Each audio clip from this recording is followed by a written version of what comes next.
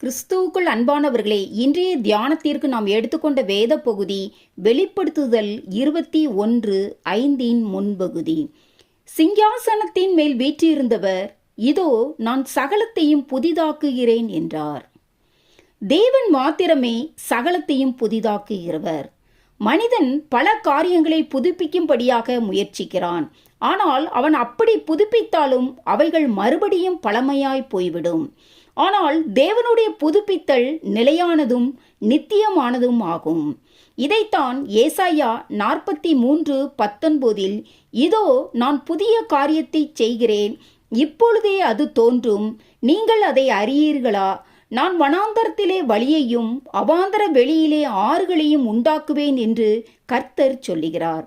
அதாவது கர்த்தர் நம்முடைய வாழ்க்கையில் செய்யும் புதிய காரியங்கள் ஆச்சரியப்படத்தக்கதாக இருக்கும். அவைகள் வனாந்தரத்திலே வழியையும் அவாந்தர வெளியிலே ஆறுகளையும் உண்டாக்குவது போல ஆச்சரிய விதமாக இருக்கும். நம்முடைய வாழ்க்கையும் கூட கர்த்தர் புதுப்பிக்கிறவராக இருக்கிறார். நம்மை பழைய பாவத்திலும் பாவத்தின் ஆளுகையின் பிடியிலும் இருந்து மீட்கப்பட்ட புதிய வாழ்க்கையாக மாற்ற அவர் வல்லவர். ஆகவேதான் 2 கொரிந்தியர் 5:17 இப்படி இருக்க ஒருவன் கிறிஸ்துவுக்குள் இருந்தால் புது சிருஷ்டியாய் இருக்கிறான், பழையவைகள் ஒளிந்து போயின, எல்லாம் புதிதாயின என்று பவுல் சொல்லுகிறார். அதாவது தேவன் ஒரு மனிதனுடைய இருதயத்தை மாற்றும் பொழுது எல்லாமே புதிதாகிறது. எனவே மாற்றப்படாத இருதயத்தோடு வாழுகிற வாழ்க்கை அது கிறிஸ்துவின் பெயரால் காணப்பட்டாலும் அல்லது கிறிஸ்துவின் பக்திக்குரிய பல காரியங்கள் காணப்பட்டாலும் அது மெய்யான புதுப்பிக்கப்பட்ட வாழ்க்கை அல்ல.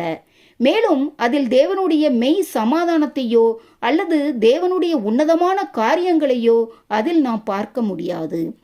எனக்கு அன்பானவர்களே, ஒருவேளை நாம் பழைய பாவத்தின் சேற்றில் உழன்று வாழ்ந்து கொண்டிருப்போமானால் காலந்தாழ்த்தாமல் இன்றே கர்த்தரிடத்தில் நம்மை ஒப்பு கொடுக்கும் போது நம்முடைய பழைய அர்த்தமற்ற வாழ்க்கையை பிரயோஜனமுள்ள ஒரு வாழ்க்கையாகவும் இந்த உலகத்தில் வாழும்போது அது ஒரு மகிமையான புதுப்பிக்கப்பட்ட வாழ்க்கையாகவும் மாற்ற தேவன் தாமே வல்லவராயிருக்கிறார்.